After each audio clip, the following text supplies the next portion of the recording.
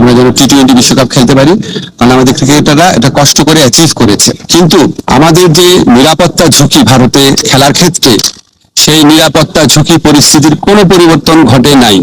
আজকের অনুষ্ঠানটি অন্যরকম বা বিশেষ হয়েছে, যার জন্য তার নাম বা তাকে এখানে স্ক্রিনে দেখা যাচ্ছে, সুতরাং আপনারা সবাই তাকে চেনেন, তার জন্য আর অন্য কোনো বিষয় দেওয়ার দরকার নাই। সাকিব আল হাসানকে স্বাগত জানাচ্ছি জার্মানি বনসন থেকে। সাকিব, আপনাকে স্বাগত জানাই। সাকিব এই মুহূর্তে আছেন মার্কিন যুক্তরাষ্ট্রের উইসকনসিন অঙ্গরাজ্যের মেডিসনে। আমাদের সঙ্গে আছেন ঢাকা বিশ্ববিদ্যালয়ের আইন বিভাগের অধ্যাপক professor doctor Asif Nazrul. Doctor Asif Nazrul, আপনাকেও আমাদের অনুষ্ঠানে স্বাগত জানাই। আপনার যে এই সময়টা, যে সময়টার মধ্যে আপনি আসলে ক্রিকেট খেলতে পারছেন না, এই সময়টা আপনি কিভাবে কোপ আপ করছেন, যে মানে দলের ভেতরে বাইরে আপনার যে অবস্থান সে সবকিছু মিলিয়ে? সিচুয়েশনটা অবশ্যই আমার জন্য খুবই ডিফিকাল্ট, টাফ। এটা তো মনের পেছনে সবসময় মনে হতেই থাকে যে না, আমি খেলতে পারছি না কিংবা খেলতে পারবো না। হ্যাঁ, যদিও এখন কোনো খেলাই হচ্ছে না, আনসার্টিনিটিতে আছে কখন খেলা শুরু হবে কিংবা কখন হবে না।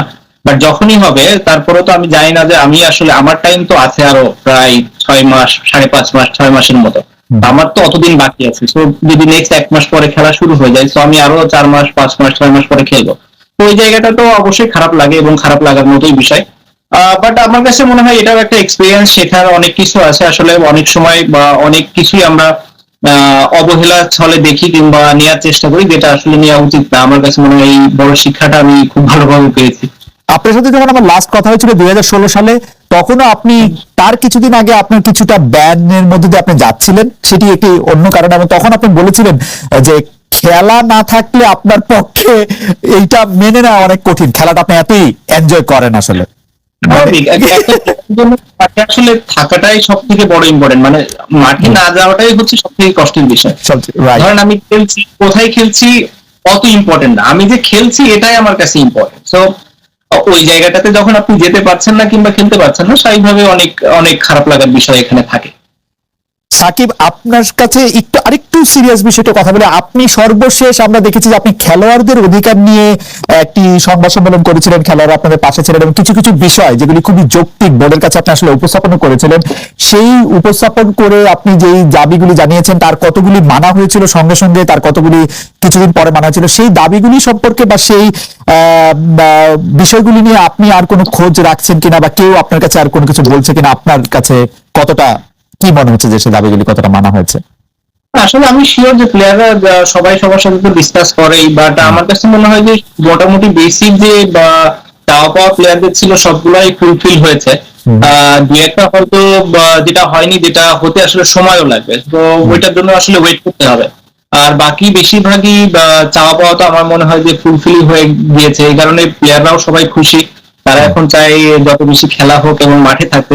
সবকিছু এলোমেলো করে দিয়েছে, বাট আমি হোপফুল যে তাড়াতাড়ি এই সিচুয়েশন বাংলাদেশ এবং পুরো পৃথিবীতেই ঠিক হবে এবং সবাই মাঠে ফিরতে পারবে। বেশি যারা বলেছেন যে তারা দেখতে চান না, তাদের কারণ হচ্ছে তারা আসলে ক্যাপ্টেন না, আপনাকে মানে প্লেয়ার হিসাবে তারা এত বেশি মিস করেন, মানে এটা কোনো নেগেটিভ জায়গা থেকে না, তারা মনে করেন যে আপনি আবার ফিরে আসলে আপনাকে বাংলাদেশ দলের দায়িত্বটা আপনি নিতেই পারেন, কিন্তু নেওয়ার পরে প্লেয়ার সাকিব আল হাসানকে তারা বেশি দেখতে চান। আমি দু একটি যদি মতামত পড়ি, তাহলে সেখানে আপনি দেখবেন যে মোহাম্মদ আলামিন উনি বলছেন সাকিব খেলায় ফেরা পর পরে অধিনায়কত্বের দায়িত্ব দিলে সাকিবের ভিতরে অনেক বেশি ভালো পারফর্ম করার জোরটা থাকবে না, তাছাড়া বর্তমানে যার আছে তাদেরকেও সময় দিতে হবে নিজেদের প্রমাণ করতে।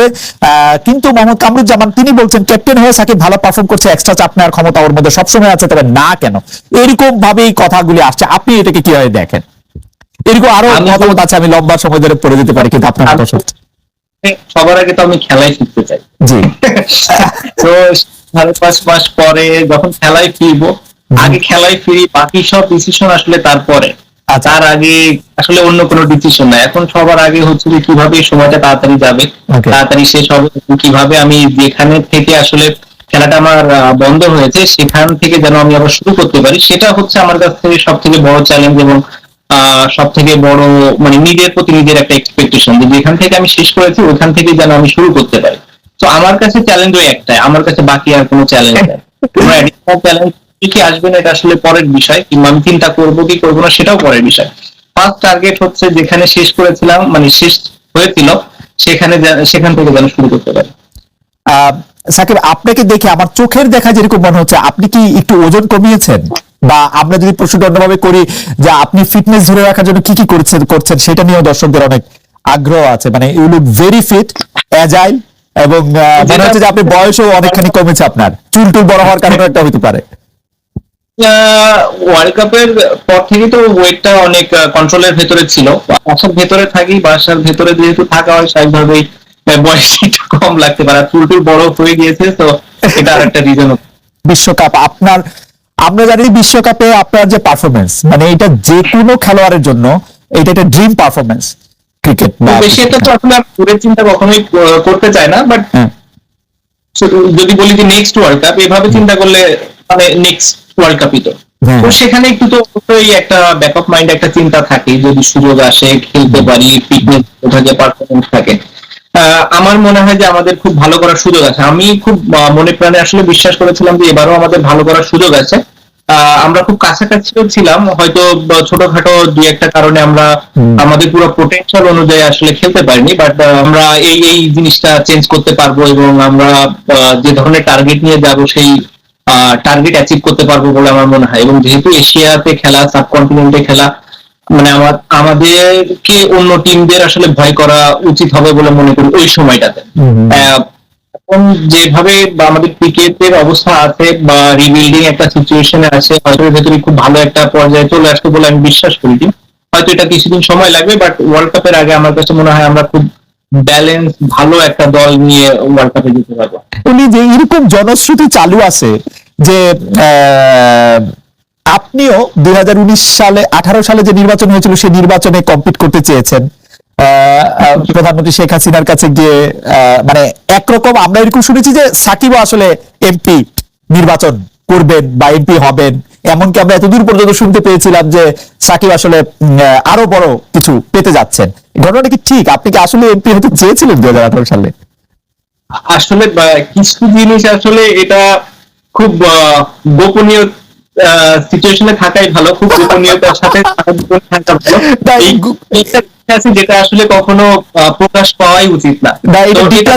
এটা ডিক্লাসিফাইড হওয়ার সময় আসে নাই, ডিক্লাসিফাইড হওয়ার সময় আমার ধারণা যদি আমি কোনোদিন পলিটিক্সে আসিও সেটাও আসবে না, আর কোনোদিন না আসিও সেটাও আসবে না।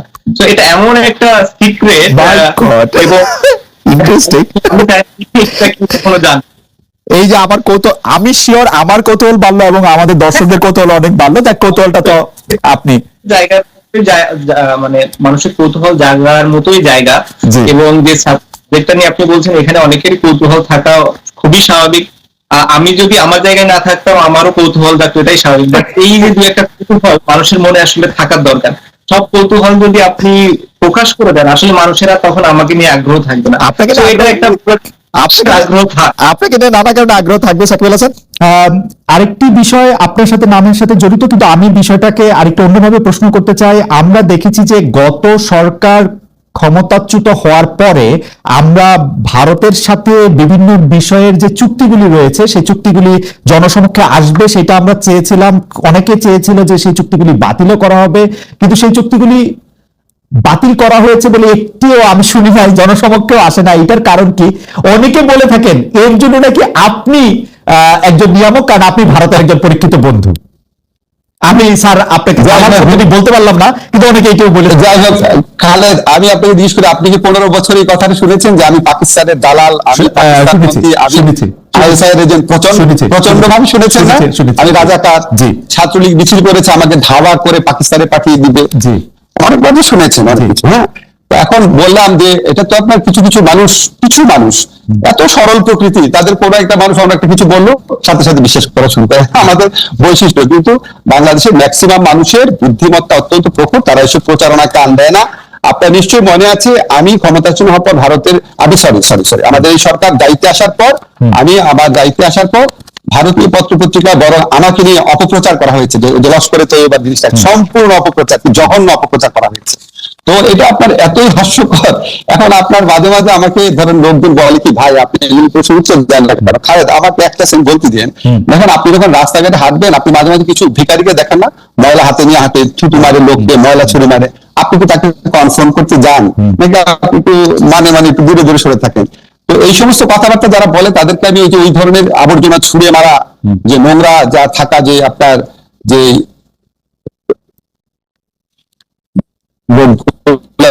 রাস্তার মধ্যে মানে আমার কাছে মনে হয় কি যে বাংলাদেশের হয়তো খুব বেশি হলে আমার যারা ফলোয়ার আছে, ভক্ত আছে বা আমাকে যারা ভালোবাসেন, তাদের মধ্যে হয়তো 10% মানুষ যারা খুবই সরল মনা, খুব গভীরভাবে চিন্তা করেন না, তারা হয়তো তাদেরকে প্রভাবিত করতে পেরেছে। কিন্তু 90% মানুষের মনে এমনি হাস্যরস ছাড়া কিছু উদ্রেক করে না। আর ভারতের সাথে চুক্তি, আপনাকে আমি বলি এটা অবশ্যই প্রকাশ করা উচিত। এখন যদি চুক্তিগুলো তো হয় পররাষ্ট্র মন্ত্রণালয়ের মাধ্যমে, ঠিক না? এখন আপনি আপনার প্রোগ্রামে একটু পররাষ্ট্রমন্ত্রীকে বা এই দায়িত্বে যারা আছে তাদেরকে এনে জিজ্ঞেস করলে ভালো হয়। কারণ আমি আপনাকে একটা জিনিস শুরু বলি, আপনার যখন কোনো মিটিং বসে খালেদা, আপনি যখন ডয়েচে ভেলেতে কাজ করতেন, আপনি যখন মিটিং এ বসতেন, আপনি যে মতামতটা দিতেন সেটাই কি ডয়েচে ভেলের মতামত হতো? না, হতো না, ঠিক না? এখন আমার মতামত আমি দিব, একজনের মতামত আরেকজন দিবে, অনেক সময় হতো না। তো আমি আপনাকে একটা কিছু একটু ব্যাখ্যা করে বলি। ধরুন আমি যখন ঢাকা ইউনিভার্সিটি টিচার ছিলাম, আমাদের 2 একজন শিক্ষক ছিলেন সাকিবাজ, ক্লাস নিতেন না। 2 একজন শিক্ষক ছিলেন খাতা অনেক দেরি করে দিতেন, ঠিক আছে? তো এটা কিন্তু আমরা একাডেমিক কমিটি মিটিং এ প্রতিবারই সবচেয়ে বেশি এগুলি নিয়ে আমি সোচ্চার ছিলাম, কিন্তু আলটিমেটলি দেখা কিন্তু ডিসিশন হতো না। কেউ কেউ বলতো থাক, এত পড়া হওয়ার কি দরকার, থাক, আমাদের ডিপার্টমেন্টে বদনাম হবে, থাক, এরকম করে কোনো ব্যবস্থাই নেওয়া হতো না। কিন্তু আমি তো বলে দিতাম, এখন ব্যবস্থা দিয়ে নেওয়া হতো যে না, আমার ডিপার্টমেন্টে কোনো ফল্টের জন্য ছাত্র বলে নাই স্যার, ওই যে রাজনীতিতে দোষারোপ আমার উপর আসবে, কারণ আপনি সরকারকে দোষ দেন অথবা কনসার্ন মিনিস্ট্রিকে জিজ্ঞাসা করেন। আপনাকে কোনো, তবে আমার যেটি ধারণা, আমি যদি বিশ্বাস করি, এগুলো প্রকাশ করা না, এগুলি এই চুক্তি প্রকাশ করার সময় এখনো চলে যায় নাই। আপনাকে শুধু একটা জিনিস বলি, আমরা এই সরকারে আমরা দায়িত্ব গ্রহণ করার পর একটা কাজ করেছি যেটা ভারত কখনোই চায় নাই, সেটা হচ্ছে আমাদের ইউএনইসি যে কনভেনশন আছে, ওয়াটার কনভেনশন, যেটা আমাদের আন্তর্জাতিক নদী প্রবাহে আমাদের স্বার্থ রক্ষার ক্ষেত্রে বিরাট ভূমিকা রাখবে, সেটা আমরা র্যাটিফাই করেছি, এক্সিড করেছি, অনুসমর্থন করেছি।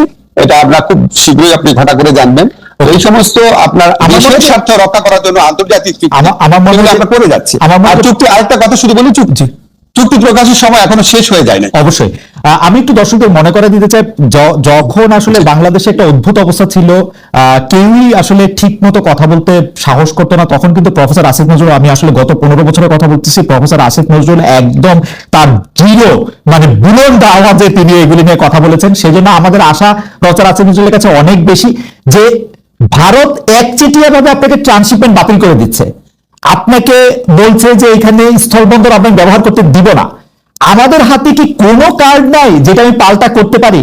আমি পররাষ্ট্র উপদেষ্টার কাছে কাছাকাছি প্রশ্ন করেছিলাম প্রেস সচিবের কাছেও, তারা বলেছেন তারা নাকি কোনো রিটালিয়েশনে বিশ্বাস করে না। প্রেস সচিব, এটা রিটালিয়েশনের কি হলো? মানে ঘটনা হচ্ছে ভারত একচেটিয়া ভাবে এগুলি, আমি স্যার আমি আপনার এতদিন ধরে চিনি বলে আমার কাছে মনে হয় যে আপনি এগুলি কেমনে সহ্য করেন, বা আপনি কেন এগুলি কিছু বলেন না, বা আসলেই কি আমাদের হাতে কিছু নাই? এখন ধরেন না, এখন ধরেন আমি আপনাকে বলি, খালেদ, আপনি আমাকে 2টা প্রশ্ন করছেন, আমাকে টাইম দিবেন বলা যে আপনি এটা কিভাবে সহ্য করেন আর আপনি কেন বলেন না। আচ্ছা, আমার ল ডিপার্টমেন্টে যেই শিক্ষক ক্লাস নিত না, বা আমার ল ডিপার্টমেন্টে যেই শিক্ষকের 1-2 শিক্ষকের কারণে রেজাল্ট পাবলিশ করতে 2-3 মাস দেরি হয়ে যেত, আমার ডিপার্টমেন্টে যেই শিক্ষক ছাত্রদেরকে 0 নাম্বার এবং মাইনাস নাম্বার দিত, আপনার কি মনে হয় আমি এটা সহ্য করতাম? আমি তো প্রত্যেক একাডেমিক কমিটির মিটিং এ বলতাম। তা আপনার কেন মনে হয় না একই রকম সিচুয়েশন এখানেও আছে? কেন মনে হয় না? আমাদের তো প্রফেসর ইউনূস আছেন, প্রফেসর ইউনূস কেন এটা না করবেন? মানে আমি আপনার সাথে আমার যে পরিচয় বা আলাপ আছে, হয়তো ডক্টর মোহাম্মদ ইউনূসের সাথে অত আলাপ পরিচয় ঘনিষ্ঠতা নাই, কিন্তু আমি তো উনারে জানি, তো উনারও তো এটাতে নিয়ে মানে নিজে এটা করা উচিত। এবং দেখেন স্যার, আপনার সাথে আমি যখন কথা বলছি, অসংখ্য লোক আমাদেরকে বলতেছেন যে 26 লক্ষ ভারতীয়, যদিও এটার কথা আপনি আগে বলছেন, কিন্তু আসলেই তো কোনো চেঞ্জ হয় নাই। মানে হাসিনা সরকার আর ইউনূস সরকারের কি তফাৎ ভারতের ইয়াতে? এটা আমি একটু আপনাকে বলি, এটা তো আমার ক্ষেত্রে কথা, স্যারের ক্ষেত্রে স্যার অনেক বড় প্রেক্ষিত থেকে জিনিসটা দেখে, আমি তো অত বড় প্রেক্ষিত থেকে দেখতে পারি না, ফলে আমার পক্ষে অ্যাপ্রোপ্রিয়েট আনসার করা সম্ভব না ভারতের ব্যাপারে, ভূমিকার ব্যাপারে। যত বৈদেশিক সম্পর্কের যে ব্যাপার আছে সেটার সাথে কোনোভাবেই আমি ইনভলভ না। বৈদেশিক সম্পর্ক দেখে আমাদের পররাষ্ট্র উপদেষ্টা আছে, আমাদের ওই যে আমাদের হাই রিপ্রেজেন্টেটিভ খলিল সাহেব আছে, দেখে আমাদের স্যার দেখে। আপনার মনে হয় কি আপনি ধরেন আপনি খালি ধরেন ডয়েচে ভেলেতে একটা জিনিস প্রচার হলো কেন, তখন আপনি যদি জিজ্ঞেস করতে আপনার কাছে মনে হতো ডয়েচে ভেলের জার্মান ভার্সনে কি প্রচার সেটা আমি কি জানি। তো আমার কাছে এরকম অবস্থা, আপনি ওনাদেরকে জিজ্ঞেস করেন, এবং আমার ধারণা ওনাদের আরো অনেক অনেক বড় প্রেক্ষিত থেকে দেখেন, দেখে অ্যাপ্রোপ্রিয়েট সময় অ্যাপ্রোপ্রিয়েট ব্যবস্থা নিবেন। এখন আপনি বলেন, ধরেন আমাকে অনেকেই বলে যে 26 লক্ষ ভারতের ব্যাপারটা, তো 26 লক্ষ ভারতীয় ব্যাপারটা যদি বলে থাকি তাহলে এটা অত্যন্ত ভারত বিরোধী কথা। তো একই সাথে 26 লক্ষ ভারতীয় বললেন, এটা এত বড় একটা কথা বললেন আপনি, আবার বলে ভারতের দালাল, কোনো কিছু ঠিক নাই। 26 লক্ষ ভারতের ব্যাপারে ভাই একটা কথা ব্যাখ্যা করি।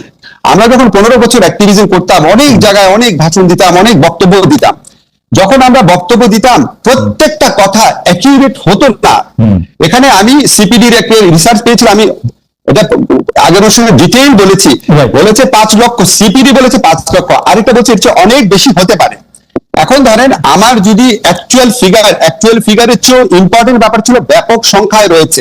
এখন আপনি আমাকে বলেন সিপিডির মতো একটা প্রতিষ্ঠান যেটা দেবপ্রিয়দা পরিচালনা করে, সিপিডির মতো প্রতিষ্ঠান যদি 5 লক্ষ বলে, আমার মাথায় তো এটাই গেঁথে আছে যে লক্ষ লক্ষ অনেক লোক কাজ করে। এখন ওইখানে বলতে গিয়ে হ্যাঁ হতে পারে যে 26 লক্ষের মধ্যে এক্সাজারেশন আছে, কিন্তু বিপুল সংখ্যক তো ছিল। এখন বিপুল সংখ্যক ভারতীয় আপনার যারা চাকরি করতো তারা 5 অগাস্ট থেকে 8 অগাস্টের মধ্যে চলে যায় নাই, এটা আপনাদেরকে কে বললো? ওই সিচুয়েশন দেখি যে আওয়ামী লীগের, একটা সেকেন্ড ভাই, আওয়ামী লীগের যদি হাজার হাজার লোক চলে যেতে পারে, ভারতীয় লোক চলে যাওয়ার কথা না।